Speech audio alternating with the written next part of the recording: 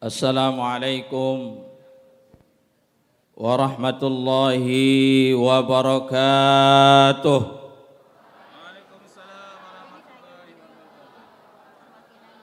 Assalamualaikum warahmatullahi wabarakatuh.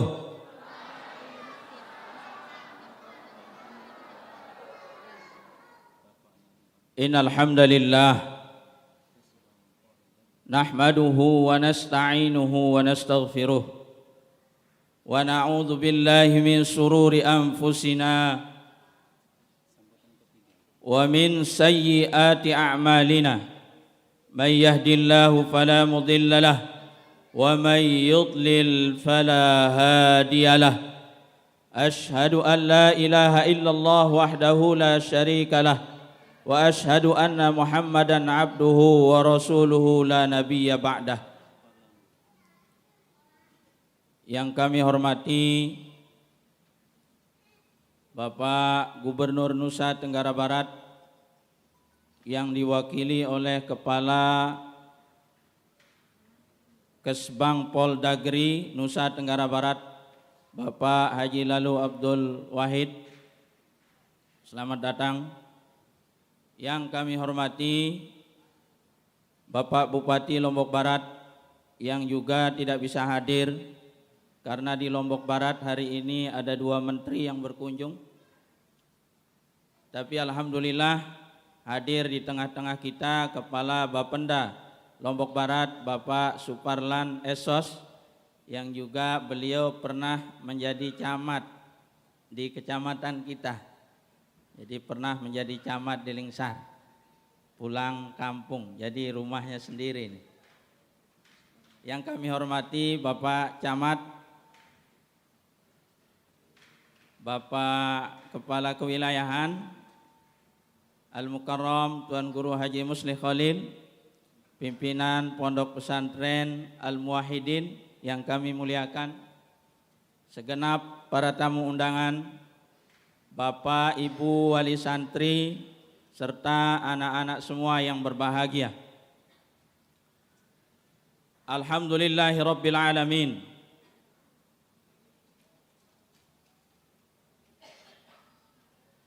Kita berucap kepada Allah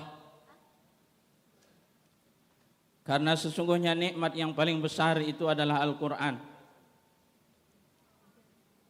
Dan Allah Subhanahu wa taala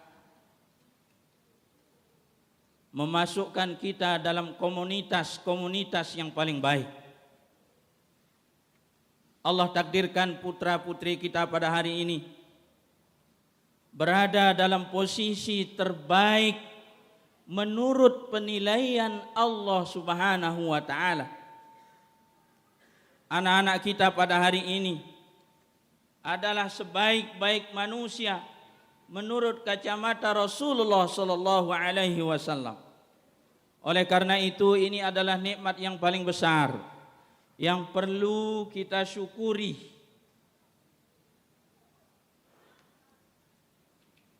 Salawat dan salam mudah-mudahan senantiasa tercurahkan kepada baginda Rasul sallallahu alaihi wasallam. Yang pertama perlu saya sampaikan bahwa Darul Quran pada hari ini mengusung tema menyiapkan kader pemimpin yang Qur'ani, sebuah persembahan untuk masa depan Indonesia.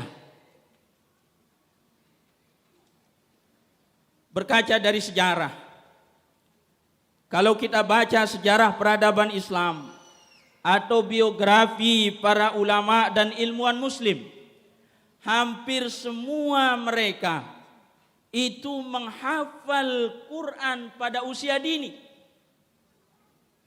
Sebagai contoh, Muhammad bin Idris Asy-Syafi'i itu mulai menghafal itu usia 4 tahun. Sudah mulai menghafal Quran. Kemudian selesai hafalannya usia 7 tahun. Pun dengan Imam Nawawi yang kita dapati karyanya meskipun usianya hanya 40 tahun, tapi karyanya bahkan tidak habis untuk kita baca selama 40 tahun. Kita bisa tanyakan kepada para tuan guru. Saya rasa nggak ada yang selesai membaca semua kitabnya Imam Nawawi. Tapi Imam Nawawi selesaikan Qur'annya dulu. Sebelum balik Imam Nawawi sudah selesai hafalannya. Imam Malik juga selesai Qur'annya sebelum balik atau persisnya sekitar 9 tahun. Pun dengan Imam Ahmad bin Hambal.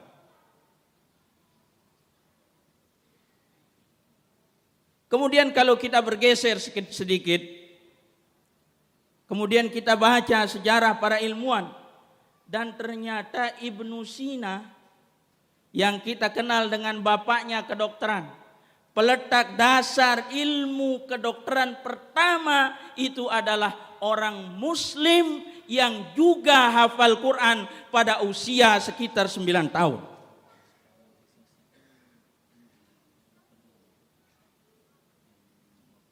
Ilmuwan lain, ada kita kenal Ibnu Rusdi, itu ahli geografi, ahli ilmu bumi, juga menghafal Quran dan selesai hafalannya sebelum balik.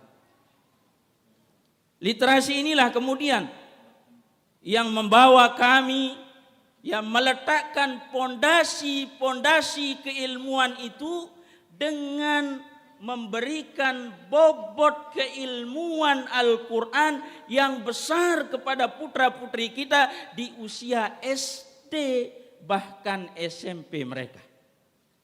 Jadi kalau saya ditanya kenapa enggak bikin SMA, karena kami hanya ingin menjadi pondasi saja.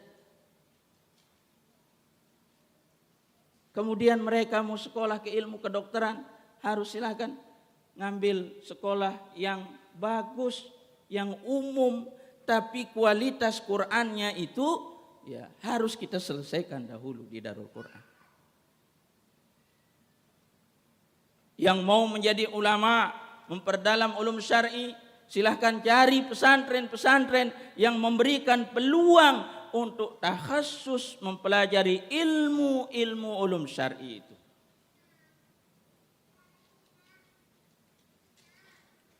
Makanya ada beberapa tuan guru juga kita undang, termasuk guru saya, pimpinan Pondok Pesantren Al-Kautsar Al-Gontori. Karena kebetulan saya pernah di situ, Tuan Guru Musleh. Salam Bu Nyai katanya, kenal belum. Sehingga anak-anak kita siapkan dulu pondasinya. Bahkan sebagai laporan kepada pejabat dari Pemda Provinsi maupun Kabupaten serta Kecamatan, bahwa Darul Quran ini kita dirikan tahun 2017, 5 tahun. Tapi ini wisuda yang ke-6. Karena kita telah melahirkan 18 hafiz, hufaz dan hafizat. Totalnya 18. Yang paling muda usia kelas 4. Jadi hampir semua itu kita wisuda. Ada beberapa yang tidak diwisuda tapi sudah wisuda. Jadi kelas 7 sekarang itu banyak yang sudah diwisuda tahun lalu. Jadi belum masuk tapi sudah selesai Qur'annya.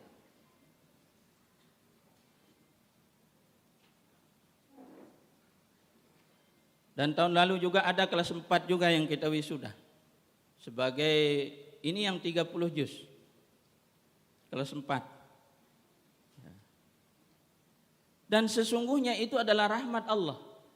Gak bisa kita pilih mana santri yang bisa selesai hafalannya, mana enggak bisa. Dengan metode sebaik apapun, murni itu adalah rahmat dari Allah Subhanahu wa ta'ala.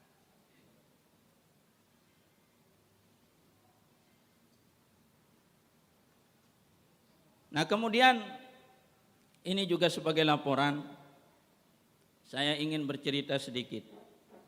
Kalau mungkin nanti bisa search di Google, Ya, ada namanya Saihul Bashir.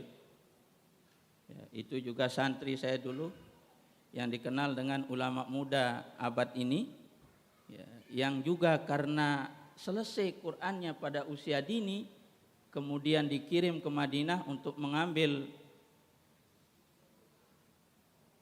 dan menyetorkan Sahihain. Ya. Itu targetnya 1 bulan, 6 hari selesai. 6 hari selesai.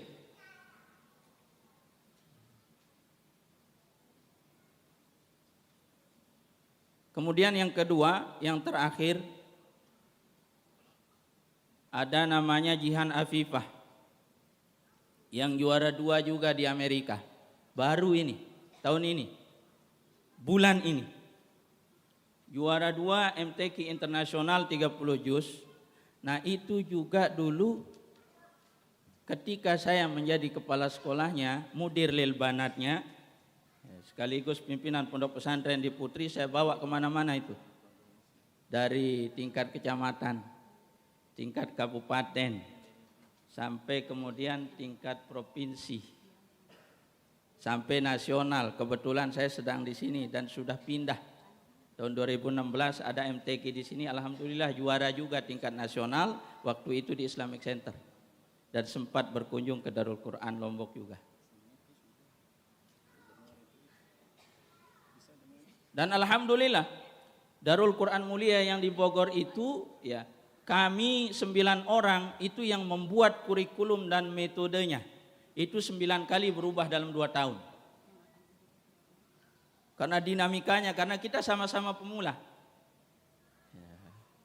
Dan Darul Quran Lombok itu, ya, sudah mengalami, berarti ini perubahan yang ke-10 kurikulum itu.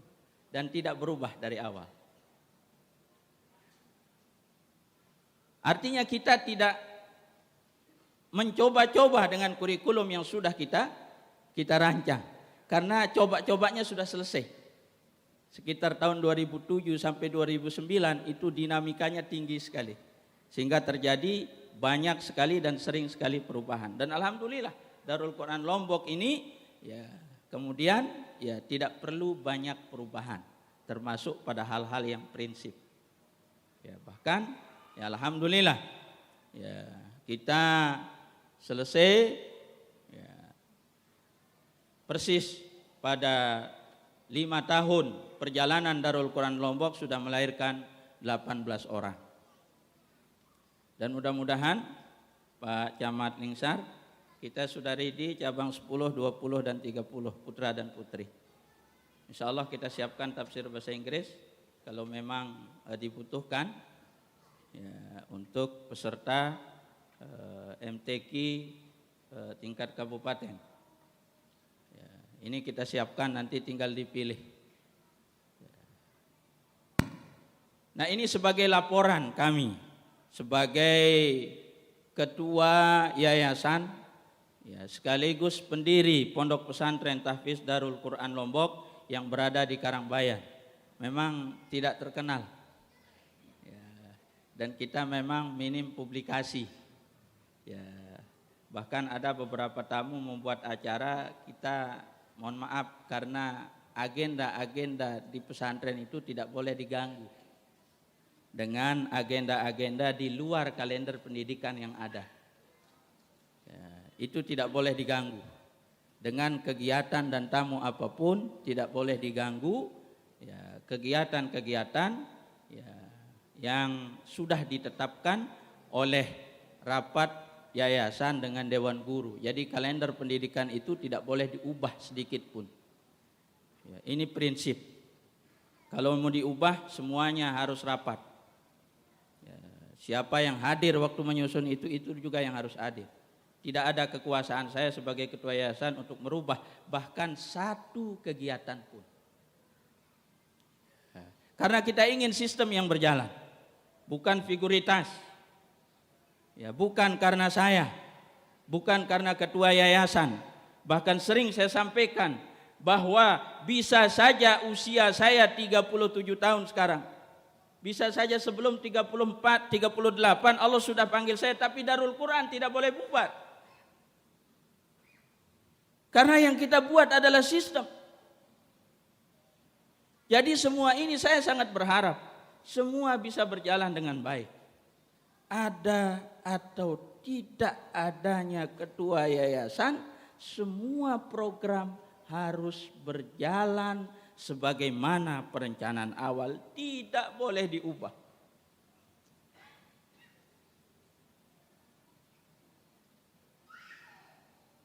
Yang terakhir,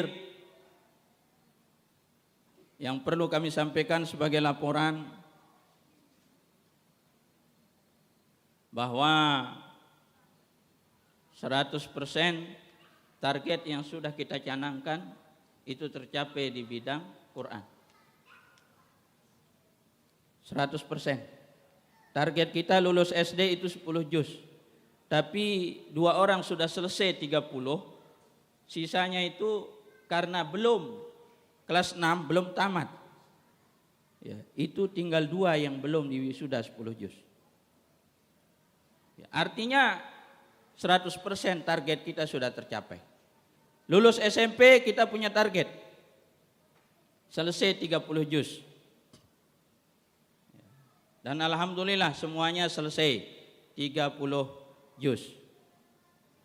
Ini adalah laporan kami sebagai bentuk pertanggungjawaban kami kepada pemerintah Provinsi Nusa Tenggara Barat, pemerintah Provinsi Kabupaten Lombok Barat, maupun pemerintah dari camat maupun di desa kami, karena bagaimanapun kami tidak akan bisa berdiri sampai saat ini kecuali atas dukungan dan support dari pemerintah, baik dari pemerintah yang paling rendah mulai dari ketua RW, RT sampai kemudian Bapak Gubernur atau pemerintah Provinsi Nusa Tenggara Barat. Kami menyampaikan jazakumullah khairan kepada semuanya yang sudah dengan tulus terus mendampingi kami sehingga alhamdulillah kami masih bisa berdiri sampai saat ini. Kalau bayi Darul Quran ini baru mau masuk TK. Jadi kalau manusia Darul Quran ini baru masuk TK. Baru 5 tahun, belum masuk SD. Tapi kita berharap kontribusi kami termasuk untuk para pemimpin ke depan, karena kami mengambil tema ini, karena kita ingin pemimpin-pemimpin ke depan itu, kita desain dia memang sudah memiliki kafaah Quran. Jadi mereka sudah memiliki hafalan, pemahaman, dan kita berharap kontribusinya untuk menjadikan Indonesia negeri yang baldatun thayyibatun wa rabbun ghafur. Maka itulah kami mengambil tema menyiapkan kader pemimpin yang Qurani, sebuah persembahan untuk Indonesia di masa depan. Ini saja yang bisa saya sampaikan.